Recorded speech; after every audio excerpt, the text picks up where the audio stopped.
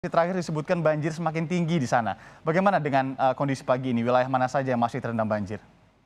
Ya, selamat pagi Anda dan juga saudara bahwa memang banjir hingga kini di Kabupaten Sintang masih terus bertahan.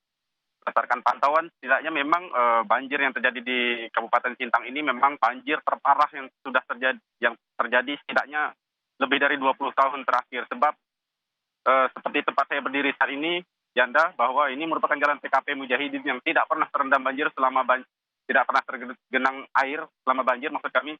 Dan kini ketinggian air di tempat saya berdiri ini mencapai lebih dari 30 cm dan jalan ini merupakan jalan protokol yang terputus tidak dapat dilalui oleh kendaraan roda 2 maupun roda 4 sehingga warga harus memilih memutar menggunakan jalan alternatif. Namun di Kecamatan Sintang ini terdapat dua jalan ruas utama yang terendam banjir, salah satunya juga jalan lintas Melawi yang saat ini masih terendam banjir dan tidak dapat dilalui oleh kendaraan roda 2. Dan itu Yanda, saat ini banjir memang masih terjadi di setidaknya 12 kecamatan di Kabupaten Sintang ini. Dan banjir terparah terjadi di Kecamatan Sintang ini, terutama di pinggiran-pinggiran Sungai Kapuas dan Sungai Melawi, ketinggian air bahkan saat ini mencapai lebih dari 3 meter dan terendam hingga tidaknya setengah dari rumah warga. Demikian Yanda. Ya, hampir 2 minggu merendam Sintang, masih 12 kecamatan yang terendam banjir, ada yang bahkan hingga 3 meter tadi Anda sebutkan. Anda juga berdiri di salah satu jalan protokol yang tidak pernah banjir sebelumnya. Anugrah, apa sebenarnya tindakan atau langkah konkret yang dilakukan Pemda dan tim Satgas Bencana di sana untuk mengatasi banjir?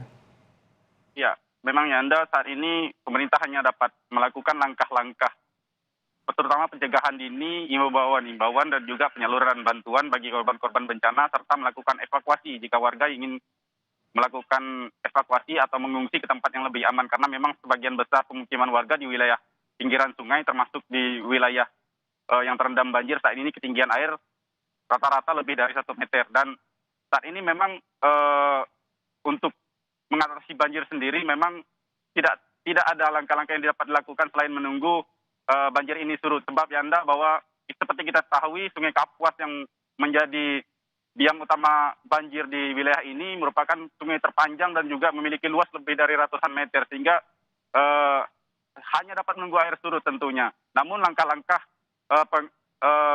yang dapat dilakukan pemerintah diantaranya memberi imbauan agar warga segera mengungsi serta memberikan peringatan dini, termasuk memberi peringatan untuk mematikan listrik di perumahan-perumahan bagi warga yang mengungsi. Sebab masih banyak kami temukan bahwa rumah-rumah yang ditinggalkan warga mengungsi kondisi listrik masih menyala sehingga dikhawatirkan dapat membahayakan. Selain itu juga dalam hal pendistribusian bantuan, pemerintah Kabupaten Sintang terutama Kecamatan Sintang mengimbau agar warga atau kelompok masyarakat yang ingin menyalurkan bantuan melapor kepada kecamatan.